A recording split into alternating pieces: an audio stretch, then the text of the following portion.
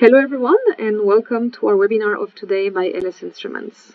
It is a great pleasure for me to introduce our guest speaker, Professor Eric Furst from the University of Delaware. Many of you already know him as a pioneer in the field of diffusing wave spectroscopy, and he's also a co-author of the book Microrheology for the Oxford University Press. Today he will be talking about the DWS microrheology of biopolymers and suspension formulations. As always, this webinar is an interactive event, and I encourage you to submit any questions you may have using the chat that you can see on the lower right side of the webinar window. We will discuss them after the presentation during a Q&A session, which will be delivered as a transcript on our website, together with the recording of the event. And so now, without further ado, let me hand it over to Professor Furst. Thank you, Colleen. Well, and thank you for joining me this morning and this afternoon for those of you in Europe. It's a great pleasure to be able to talk about some of the work that we've done in microrheology with diffusing wave spectroscopy. And I wanted to focus on some applications today that we've covered over the past couple of years in biopolymers, what you can learn from biopolymer suspensions with a microrheology technique, especially one that uses the high frequency axis of DWS. And I wanted to end today a little bit on suspension formulations in the talk. So just as a little outline of the talk today, I'm going to go over some brief review of microrheology principles. And I'm going to move through that pretty quickly, I think, so that you just have a little bit of a refresher on it. And you can go back and review any material later that just goes by too quickly. But I wanted to just start off by talking a little bit about the principles of what we're doing in the measurement and some of the ways that we interpret the data. I know that data interpretation is often a question for folks who are new to the microrheology area. And then there's three sort of applications I want to talk about today: biopolymer mechanics, how we can use high frequency measurements to understand entanglement lanes and understand persistence lanes in a biopolymer suspension. These are often used in applications for suspending solids, for instance, relatively weak yield stresses, so they have a lot of industrial significance to them. I want to talk a little bit about our work of biopolymers under pressure and other materials under pressure, adapting a DWS technique to look at high pressure rheology. Using of course, the advantage of any light scattering based microrheology technique, and that you don't really have to touch the sample to get rheological data out of it. You use the light to interrogate it. So you can put samples in environments like pressure at 3000 bar. And then I wanted to wrap up today talking a little bit about some suspension dynamics work that we've been doing. And this actually is a little bit different from the microrheology that I'll talk about, in that we're pulling out the dynamics directly from the samples. And that's of interest to different high concentration slurries and other particulates. So let me just remind you of this experiment, and this is the basic idea. You take a microrheology experiment is going to take small particles, colloids, uniform in size. These are polystyrene particles that are just a little over a micron in diameter. And you take those particles and you put them in a soft material, okay? And then you watch that motion of those particles, and that gives you rheological information. And it can be as simple as watching it under a microscope, but today we're more interested in measuring the dynamics of those particles embedded in that soft material with light scattering. So an example shown here on the bottom right is an example DWS experiment from the laboratory, where you're illuminating a sample with light and detecting the scattered light either in the transmitted or in the backscattering direction. Okay, so that measurement ultimately, we'll get, for the light scattering, we'll get a correlation function. We'll talk about that in a little bit. But ultimately, we get the motion of the particles. And we measure that motion in terms of a mean square displacement. All right, so the mean square displacement here, logarithmic with time, a logarithmic time scale, shows the variety of different sort of responses that one can measure with that, with those experiments, with a DWS or a microrheology or a particle tracking microrheology experiment. In the case of a fluid, that mean square displacement has a slope of 1. And in the case of a solid, a viscoelastic solid, that slope would be 0, right? So you can see the variety of curves that show up anywhere from that slope of 1 to that slope of 0 that give an idea of the rheology of the surrounding material surrounding those particles. It's the particle motion that you're measuring, and the shapes of those curves and the slopes of those curves tell us something about the rheology. Right? Whoop. I'll go forward.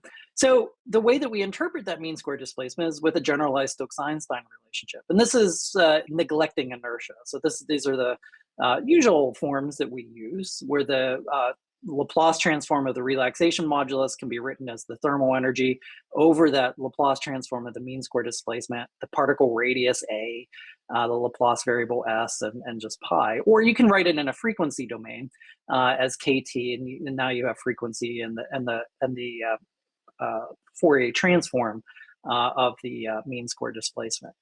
So I'll mention briefly in a minute how we get to these forms, because of course, if you're measuring G prime, right, the complex modulus, that's a typical measurement in a rotational rheometer. And it's nice to take some of your data in this form and be able to compare it back to that frequency domain data from macroscopic measurements. But I just wanted to put this up because I want to remind folks, when you're thinking about microrheology, that all of the rheological information is encoded in this mean square displacement already.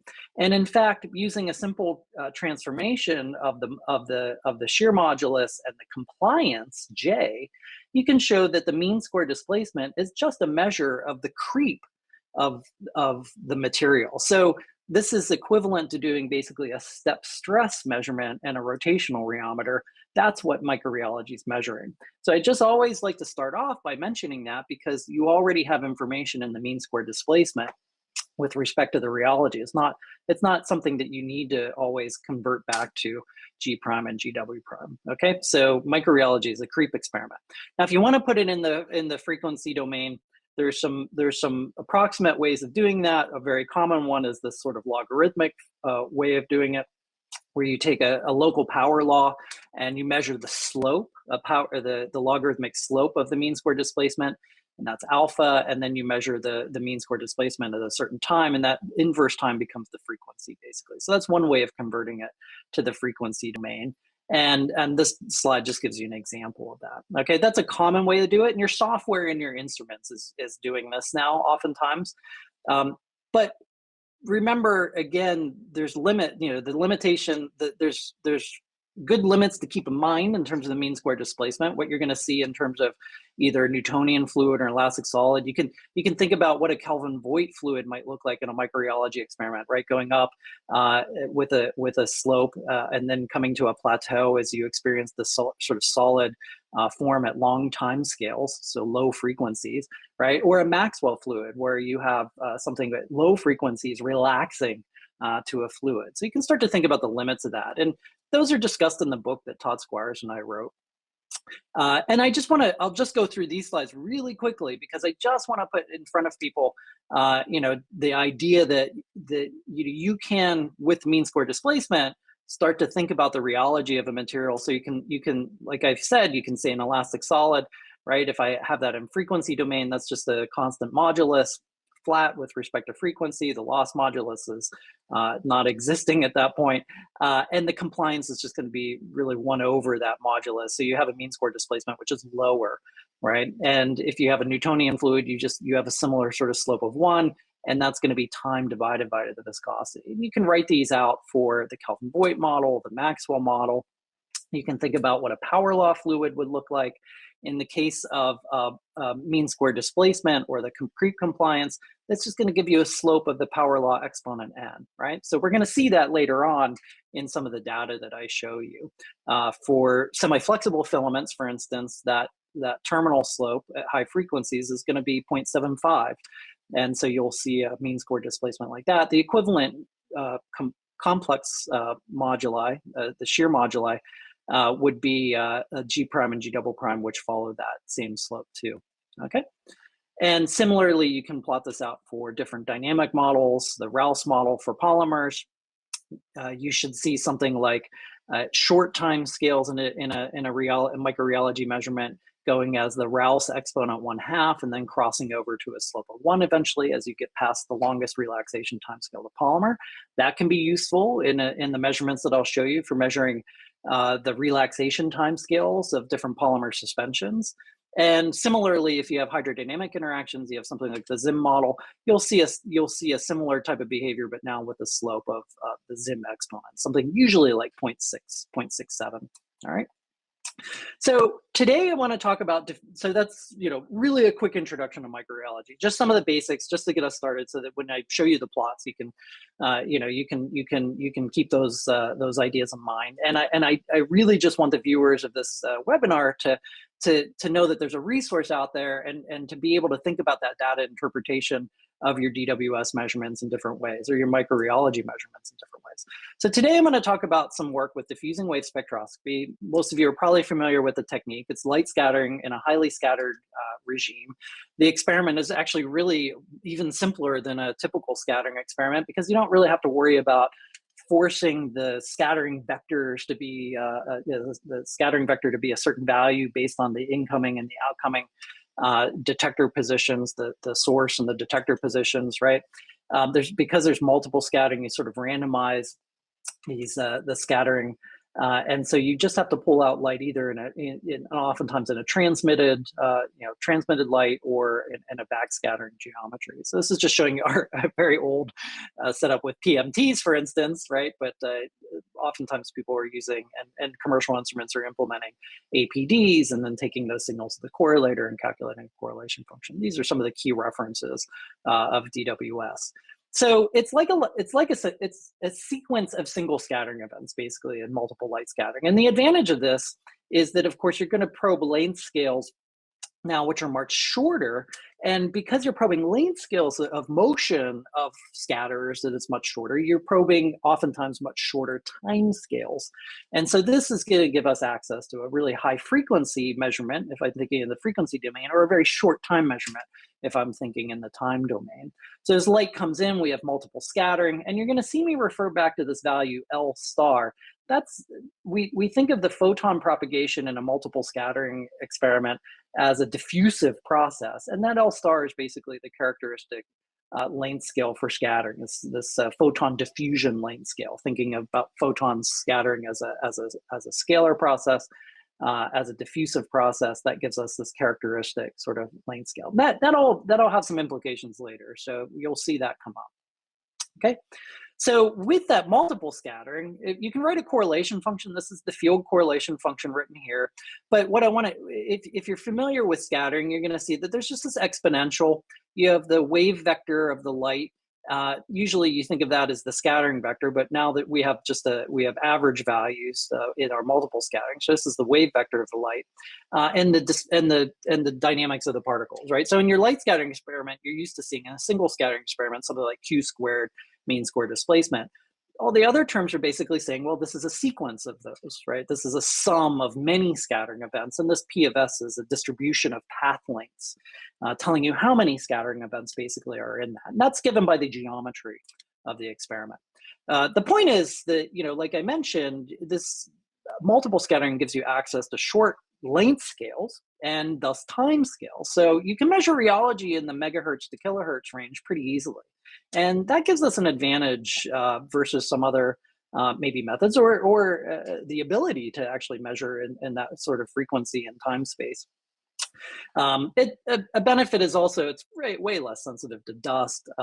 It's easy to set up, and you'll see how we take apart our instrument, put it back together, at least our homebrew one, to do different things like use it in a high pressure configuration. And because you're a light scattering experiment, you can do samples in more difficult sort of environments, right? Samples that are corrosive, samples that are under high pressure, et cetera. So I like to think about this as just another tool in the rheologist toolbox. If I want to measure interfacial rheology, I'm going to pick an interfacial rheometer. If I want to measure a simple viscosity, I might use a capillary viscometer, right? I know the different geometries and tools that I can use in my rotational rheometers depending on my sample characteristics. And microrheology is no different. I want to measure something which is softer, because microrheology is usually going to be a material which is under a couple hundred pascals, all right, in terms of its maximum modulus. So it's going to be a softer material, like the biopolymer suspensions and this other suspensions that I mentioned at the beginning. And it's going to be, in this case, it's a technique where I can measure high frequencies where I can't access it by a rotational rheometer, for instance. So in order to think about that, there's an operating diagram in our book. And, I just encourage people to think about sort of what the operating regime is of a microrheology experiment, the benefit of DWS is it spans a pretty wide range of timescales and thus frequencies, right? Going into the megahertz regime at the shortest timescales or the highest frequencies. And you have equivalents of the mean square displacement or the moduli shown on the equivalent moduli shown on the right, on the order of up to usually a couple hundred pascals. You can think about different viscosity fluids that you're measuring and where those show up in that operating regime. And these boxes just show how different microrheology techniques compare. This is multiple particle tracking, which is going to be a little bit smaller window of time scales, softer materials, right? But still complementary to some of the other microrheology techniques and the bulk rheology techniques. So with that intro, let me get into the material now. Like I want to talk about biopolymer mechanics. I want to talk about our biopolymers under pressure, and I want to talk about suspension dynamics today. So diffusing wave spectroscopy played a really nice role, I think, in measuring especially the high frequency dynamics and the high frequency rheology of different polymer solutions. There's great examples in the literature. Some of them I'm highlighting here. And that includes John Van Zanten's work with different PEOs and some work out of the Waits group earlier or around the same time. Looking at those. And if you think, again, this is a mean square displacement. Now, the paper below that's plotting this as the shear moduli from both bulk rheology and DWS measurements. But remember, we can interpret that mean square displacement in terms of a compliance, right? And so you can start to see the sort of polymer dynamics playing a role at short time scales, and then the final relaxation timescales at longer timescales for this PEO suspension at different concentrations. And so you can immediately start to see where that relaxation timescale is changing with concentration. You can pick that out right out of the mean square displacement. You don't have to do it in the frequency space at all.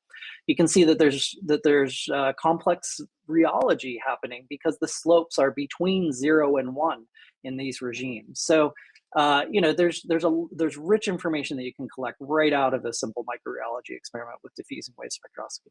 One of the ones I'll highlight today is how we use those high frequency measurements to measure the stiffnesses of different polymer chains at high frequency, the persistence length, basically. So we get nanomechanical information about our polymer suspensions, basically, out of this type of measurement. And that type of work was really pioneered, I think, by Norbert Willenbacher.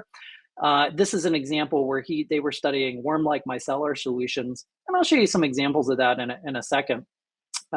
But because you have access to this high frequency rheology with diffusing wave spectroscopy, and they compared it to a variety of other rheological techniques, torsional resonators, rotational rheometers, squeeze flow rheometry, there's a way of using that high frequency data to pull out basically the persistence length of worm-like micellar solutions and how that's going to change with different salt concentrations and different temperatures, as well as the lower frequency features that include the scission dynamics of that surfactant solution.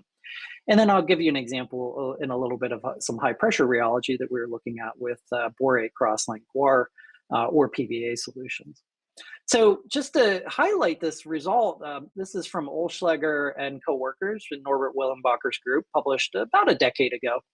It's a really nice example of how measurements with DWS can be interpreted at that high frequencies in that high frequency regime in order to back out the persistence lengths and other dynamical information of these worm-like micelles. All right, so this complex rheology at the highest frequencies is basically going to scale with the persistence length, and the magnitude of that value. You can identify it by the characteristic frequency, which is a characteristic frequency scale of 3/4. You see that 3/4 slope there. And the magnitude of that basically is going to give you the range of the persistence length. So for instance, for one of their samples, they're measuring a persistence length by fitting that data of about 30 nanometers. They can also look at crossover dynamics at the lower frequencies, and so you can see scission timescales based on the temperature. So it's the frequency that these worm-like micelles are breaking up and reforming, basically. We use these types of ideas to study peptide enantiomers in a study not long after the Willenbacher group was publishing their worm-like micellar experiments. And these look at peptides which are short amino acid sequences, about 20 amino acids, that self-assemble into filamentous structures, okay? So the persistence length of these is interesting, and it's interesting to understand. Because these are peptides, the other interesting thing is that, well, normally we have left-handed peptides, but you can synthesize right-handed peptides and then synthesize these peptide building blocks, basically using the right or the left-handed, right on the right, left-handed on the left, molecules. One of the interesting observations of this, of these peptide filaments is, well, they form gels because these peptides are amphiphilic. They start to stack and they form these ribbon-like structures, these filamentous structures.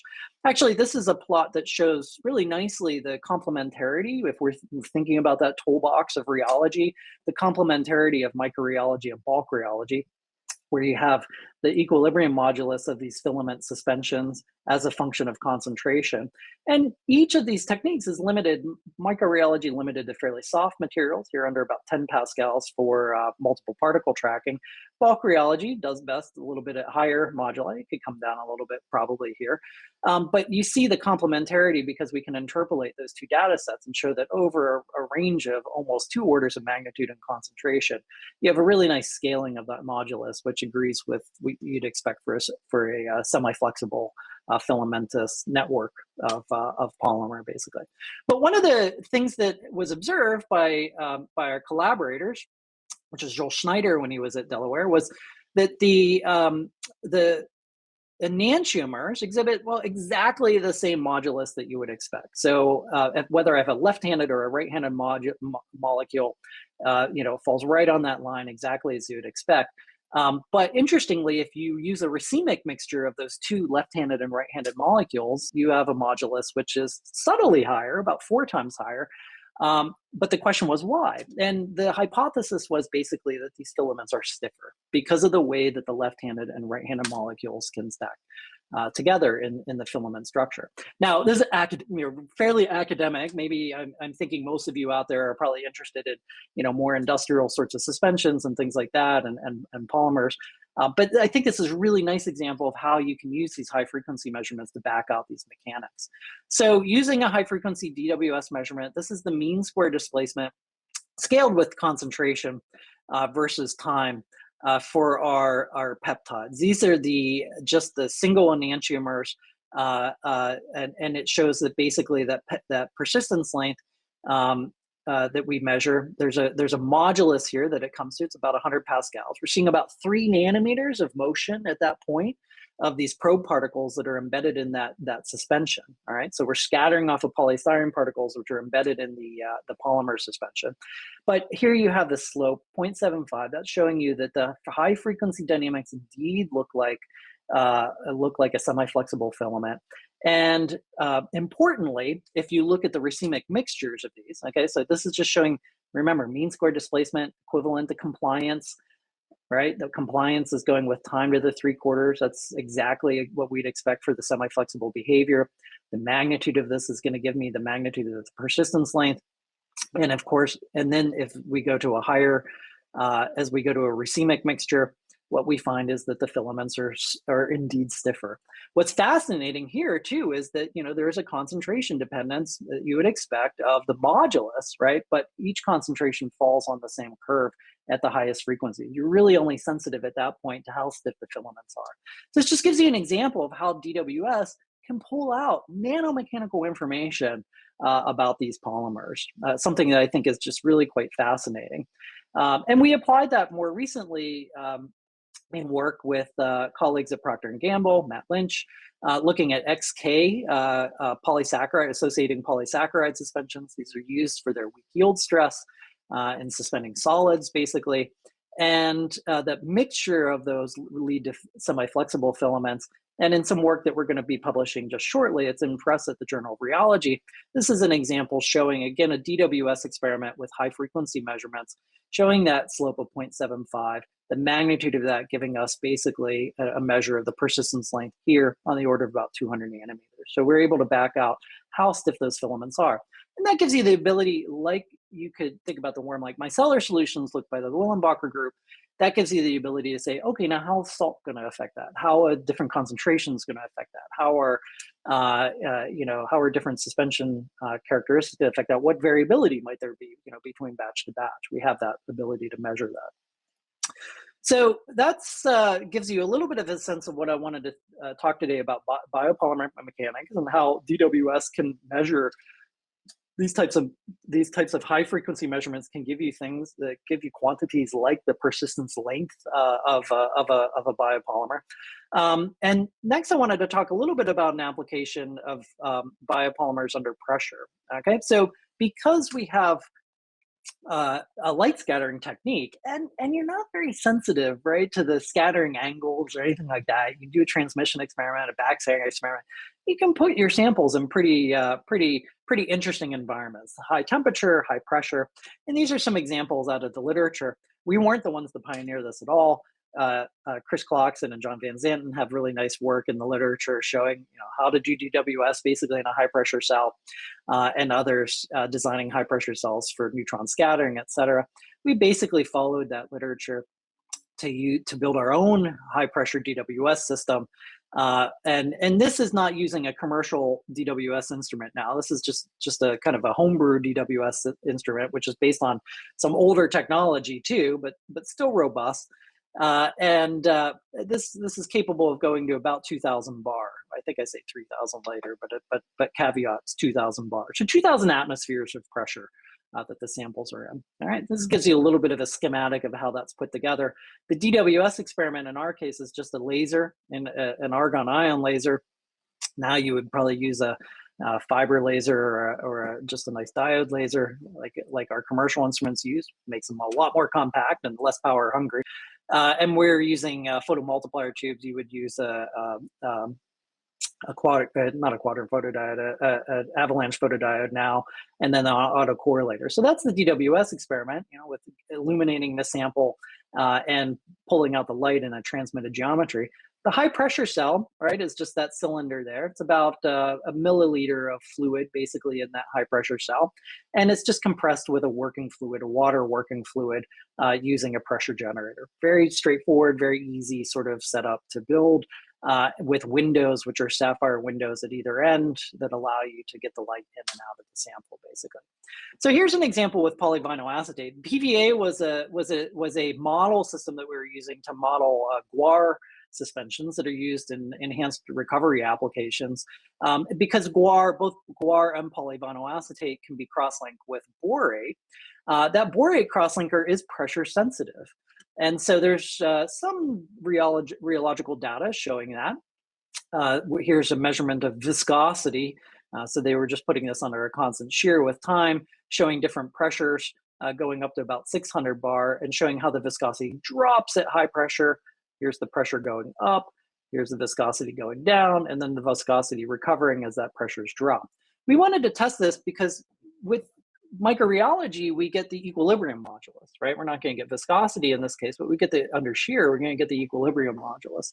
That equilibrium modulus tells us exactly how many cross-linkers are active at that pressure. So let's see how this experiment works. This is, now I'm showing you a correlation function finally. This is the normalized correlation function. This is the light intensity correlation function versus time coming out of our DWS experiment. And here's another good example of data interpretation, okay? So here's a curve just for particles in water, all right? So you see this kind of characteristic correlation function. The time scale of this correlation function decaying is going to depend on how many particles I have there in that water and the viscosity of the water. So the light scattering characteristics, what's the density of the scatters I have? Usually we're around, in this case, we're around 0.5 volume percent. Sometimes we're up around 1% of 1 micron particles, okay? Look at the shape of that curve though. And right away, you don't even need to calculate a mean square displacement. You can see that when you put those same particles in a 2 weight percent PVA solution, there's no crosslinker in this case, the shape of that curve has changed, okay? If I shift that water curve over, that would represent the relaxation at a higher viscosity solution of a viscous material. But that correlation function now is decaying more slowly than a viscous material. And so it tells you right away that at the short time scales, you're starting to see some polymer dynamics showing up, right? And then there's obviously a relaxation time scale at some point because it starts to look like more of a viscous fluid.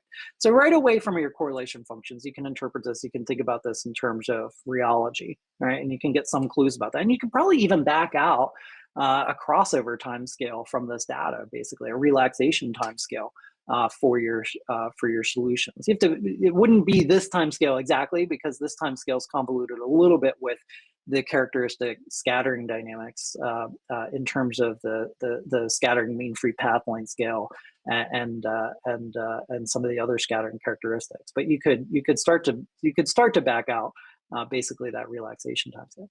Now look what happens as we add crosslinkers. So a little bit lower concentration of PVA, so it shifted the curve to the left a little bit, but now you can see the shape of that curve changes even more, right? Now a long tail and this is at atmospheric pressure. So now you're starting to see a cross-linked polymer solution form in this. It's still relaxing, so there's a relaxation time scale because our correlation is going to 0. But instruments like the instruments, the Rio lab and other instruments have the ability to look at non-ergodic suspensions. We're not super worried, you know, if there's no relaxation here, if there's a non-ergodic sample in terms of the gel, because we will get an accurate correlation function out of those instruments.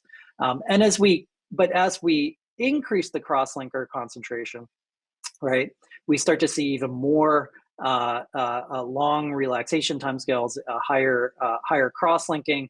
And so, you know, we're starting to see moduli that are going up basically. So again, these shapes give you some clues about what's happening in the polymer solutions. Now, as we increase pressure, you'll see that these curves kind of recover back to a more viscous state. And here we can look at the mean square displacement. And we can convert that to a frequency space as well using the methods I showed you earlier. And I'm comparing an uncross-linked and a cross-linked solution. Now, in terms of the mean square displacement, I gave you some of those features in the correlation function, right? But the mean square displacement is going to start off with an exponent which is subdiffusive. That characteristic exponent here, 0.6, or that slope on a log-log scale, tells us this looks sort of like a Rouse-like chain, right? Actually, a little bit more Zinn-like in terms of polymer dynamics. You're looking at the high-frequency relaxation of the polymer chains, basically, those PVA chains in that suspension. And then there's a relaxation time scale eventually, right? So that this slope of 1 is recovered, and that's telling us that we have viscous behavior at longer time scales. And in contrast to that, right, we see now a slope which is similar to 0.6. I should have put this 0.6 over here, basically, but it's the same kind of characteristic slope at the short time scales. The polymer dynamics haven't changed, but now we see the curve moving in the opposite direction with a curvature which is down, showing that there's sort of more hindrance. We're starting to see a modulus develop because of the crosslinker put in there. So it's 120 parts per million of the borate crosslinker. And in a rheology, in rheology, you can see sort of a characteristic polymer relaxation spectrum on the left, or curves on the left at different pressures, also shown here. Pressure's not playing a role, right? Because that only really affects the cross-linking density. And here, pressure at the low pressures, right? We see the most constraint in our mean square displacement. That's moving to the left, making it more viscous. So we're starting to see basically crosslinkers being removed as we go to higher and higher pressure, up to about 172 megapascals gauge in this case. And if I was to look at the curves on the bottom in terms of a frequency space, let me back up again, whoops. Right, so you can start to see the flattening of an equilibrium modulus of about 10 pascals. You see the crossover in the G prime and the G double prime for that borate cross-linked gel at borate cross-linked PVA at about 120 parts per million borate. And then as we go to higher pressure, you can start to see that G prime start to drop down below the G double prime curve. All right, so those are just the curves. You can start to back out relaxation timescales from that. And like I said, you basically, from this measurement, because you have the relaxation timescales, you have the moduli, you can start to back out essentially what's the cross-linking density. So here's a very, very simple model the idea of this, right? If I have a transient network, these borates the borate cross-linking is not permanent, right? It's coming on and off with some equilibrium distribution. So I have some relaxation. So I have some transient network, but the amount of those crosslinks is decreasing as we go to higher pressure, right? So in my transient network model, I basically have like a Maxwell-like fluid, right, where I get chain breakage rates and the number of elastically active chains in terms of this nu naught term, and a chain breakage rate that gives me those relaxation timescales. And then at high frequencies, I'm getting basically the transition to the terminal polymer dynamics of the PVA suspension. That gives me that sort of Zinn-like exponent of 0.76. And so you combine those two terms and you can back out from these curves essentially the degree of cross-linking, showing it how the cross-linking density is decreasing as you go to higher pressure. All right, so I think that's a fantastic result, one of which we haven't exploited nearly enough, showing how we can back out, from an equilibrium, from the modulus of these materials, measured with a linear measurement using DWS, we can back out essentially the pressure dependence of the cross-linking density of these systems. So I've probably got about 5 more minutes of material, optimistically, maybe a couple more, and I think that'll give us enough time then to address some questions and things. I want to make sure I also talk a little bit about suspension dynamics, because another application we've been using DWS in is measuring the dynamics of concentrated suspensions and using that to infer things about the stability of that suspension, the interactions between particles in that suspension, and provide an alternative to some of the other high frequency techniques that are out there in the literature that you may be using. Okay, so we've been interested in particle slurries. This was work with Chemours, specifically interested in TiO2 slurries. I'm going to tell you a little bit about the model systems that we were using at the same time, Stober silica. You can see that that's a little bit easier in the sense of not much polydispersity in our Stober silica. Same characteristic length scales as the titania, still very strongly scattering, but not quite as faceted as our titania slurries. And I'll have to save the TiO2 data for another day, basically. But we're going to measure the dynamics, the rheology, and the interactions between particles in these high concentration suspensions. Now, this experiment is different, though, because we're not putting probe particles in this. So we have to be a little bit careful interpreting this in a microrheology way, from a microrheology standpoint, using the generalized Stokes-Einstein relationship. The thing with the GSER is that I'm assuming a continuum around each scattering particle. But in this case, the particles are the continuum. All right, so there's a little bit of not quite fitting the exact conditions that we expect for the GSER. And there's usually just a little bit of a correction that occurs then in terms of the moduli that you're backing out from an experiment like this. But we found it's actually quite useful, and I really wanted to show this today. It's some data, again, that's going to be coming out here very soon in the Journal of Rheology. So these are 2 different silica suspensions, one suspended in a low molecular weight PEG, and those are about 500 nanometer silica particles. So these are different concentrations going from 3 volume percent up to 50 volume percent. These are the correlation functions. And like I showed you earlier, I think a very good practice in any experiment when you're doing DWS or light scattering is to plot one curve at least, which is just what you would expect that correlation function to look like for a viscous fluid, right? And you can see at low concentrations, basically my suspension looks like a viscous fluid. It's going to have a slightly higher viscosity, effective viscosity from backing that out than the solvent, the low molecular weight PEG here. But as I go to higher and higher concentrations of particles, that change in the shape of the correlation function is giving me information about the change in the rheology of that suspension, all the way up to a point where I'm crowding my particles together, getting close to the glassy limit of a concentrated suspension, and you can start to see now I'm getting a long tail in my correlation function. It's actually not going down to the baseline, right? So I expect this to have a finite modulus throughout that measurement. Similarly, for silica and water, you can see the curves kind of shift out, and you can start to see some non-diffusive behavior showing up in the features of that correlation function off to the right at the higher concentration. Now, this volume fraction, the effective volume fraction of these suspensions is actually a little higher because there's charge around these particles, and that's creating repulsion. And so that's why you're starting to see some sort of crowding effects as you get a higher concentration. just even up to 35 volume% for that suspension. The other thing I've done here is plotted the correlation function versus time, but on log scales, but I've also used the sample dimension length, L, and the mean free path measurement, L star, to scale that. And that helps me separate the dynamics of my suspension from the contributions of the correlation function, which are due to just how many scattering events I have.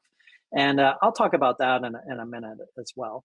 But from those measurements, so PEG is a little bit high molecular weight and a higher viscosity solution. Particles should be behaving like hard spheres in that solution.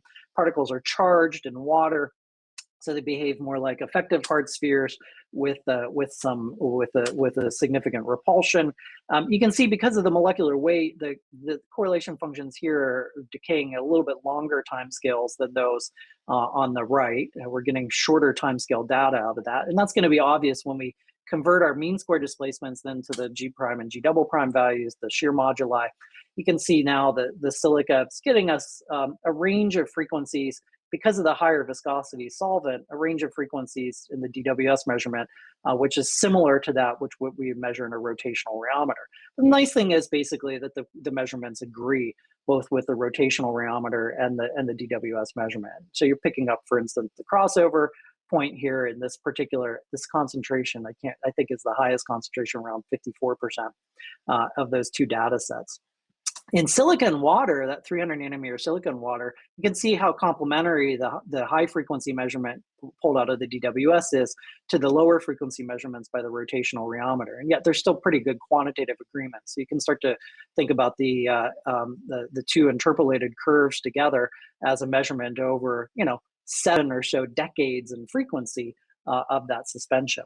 Now, one thing I want to point out, and you can read about the details in this paper, is that we're using a little bit different form of the generalized Stokes-Einstein relationship, where instead of using the particle size A, we're using a length scale which is related back to the scattering, the average scattering vector in our suspension. The details are going to be in here, but this is a sort of what we think of as a two-point interpretation of the generalized Stokes-Einstein relationship. And this should apply in cases like these where we're using smaller particles and we're using the medium itself as the scatterers, all right?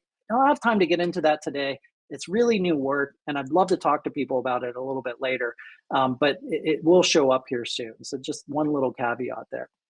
The point, though, is, the important thing is here that high frequency data that we get out of that measurement from the DWS gives us a measurement of something related back to the interactions. And it was really motivated and inspired by work out of Lucio Issa and Jan Vermaan's groups at ETH, looking at high frequency rheology of suspension with torsional resonators.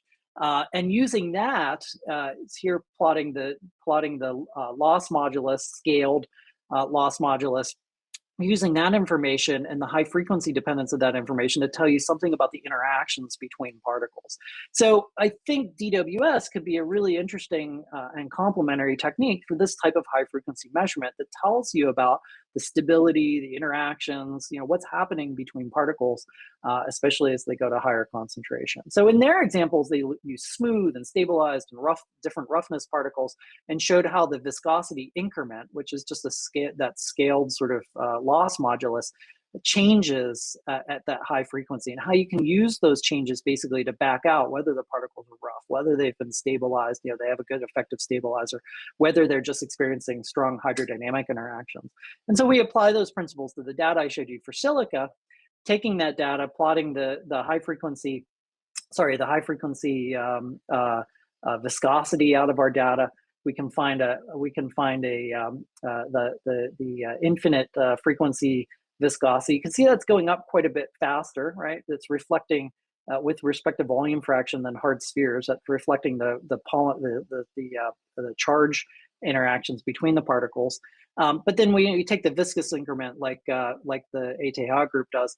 We see that increase and then eventually a decrease with this power loss slope of 1, which tells us that there's a repulsion between these particles, and then eventually they crowd enough that we start to see some hydrodynamic interactions. So we get some information about the interactions between those particles from that high frequency measurement. One last final caveat. I'm out of time basically because I really want to limit myself to 45 minutes. But it's important in these measurements to separate scattering the sort of mechanics of scattering, right? How many scattering events are occurring, and that comes into this parameter L star. From the dynamics of the suspension, we were really curious about, how do we really separate those two contributions? Because when you measure, when you measure a DWS measurement, like a correlation function versus time of that silica and water, and here's different silica concentrations, right? The concentration is changing, the correlation function is not changing that much here, but we also know that there's more scattering as we go to higher concentrations. So actually these curves are reflecting different dynamics, but we haven't separated out the effect of basically the photon transport in the problem. All right, so that photon transport is sensitive to how the particles are distributed. That's through the structure factor and the scattering characteristics of the particles. And I just wanted to show some results. I'm just gonna skip these slides basically, but show some results from a recent paper showing how we can separate and we can understand, the effect of basically scattering from dynamics. All right, so we were curious about how interactions affect that L star value. You have to know L star in order to separate these two effects in the correlation functions, right? So here's some curves and some measurements of L star for the silica suspensions, showing that as you go to higher concentrations of those particles, right, L star should be decreasing. Now, what's interesting is that's for a particle size which is roughly half or larger than the wavelength of light. And what happens, you have to be careful about this, because what happens is that as you go to smaller and smaller particles, you can start to get very non-monotonic behavior in L star. And the reason is that you're starting to crowd particles together in a way where, there's more scatters basically within kind of the wavelength of the light. And so you're seeing less effective, as you go to higher and higher concentration, you're seeing essentially less effective scattering basically from your suspension. So that's just something to be aware of when you're doing these types of high frequency measurements. And it's detailed in this paper that appeared last year in Physical Review E. All right. The reason is basically how the structure factors behave within the limits of the scattering vectors that you have. And like I said, I don't want to get into the details now because I'm out of time. But we also looked at this for attractive suspensions just from the modeling standpoint, and showed that in fact actually the attractions, even though the attraction changes the shape of the structure factor, the distribution of scatters quite dramatically, it's at lower scattering vectors, and DWS weights the higher scattering vectors in the equations that I showed you earlier. And so there's an effect, but there's a little less effect. So you're very sensitive to repulsion in a DWS experiment. It's at least in terms of the light scattering characteristics, this value of L star, a little bit less sensitive to it for attractive interactions. So one big caveat with what I just showed you: be careful about particle sizes when you're measuring things like the dynamics of a suspension slurry. You have to be aware of that particle size versus the wavelength of light. You can run into a little bit of problems with that. So that's something to be aware of. But let me just conclude. I hope I gave you a really quick overview of microrheology, kind of how we're interpreting the experiments, but showed you three really compelling applications of that microrheology with DWS. Looking at biopolymer mechanics to pull out high frequency rheology, the mechanics of those filaments, relaxation timescales of your polymers. There's where I made my mistake. We were only up to 2,000 bar, 30,000 psi. But biopolymers under pressure, how we can put samples in really unique environments with a light scattering technique like DWS, still measure rheology, pulled out cross-linking density as a function of pressure in that case, and how we've been recently thinking about suspension dynamics and measurements of especially the high frequency rheology giving us information about the interactions between particles. I want to acknowledge the University of Delaware Materials Research Science and Engineering Center for funding this work, some of this work, as well as the financial support of our partners at Chemours, Procter & Gamble, and Schlumberger, who were sponsors of some of the research you saw today. I want to thank my students and collaborators, and then take some time. Whoa, I went a little longer than I had hoped, but hopefully we have just a couple more minutes for questions then. Thank you for your time and attention today.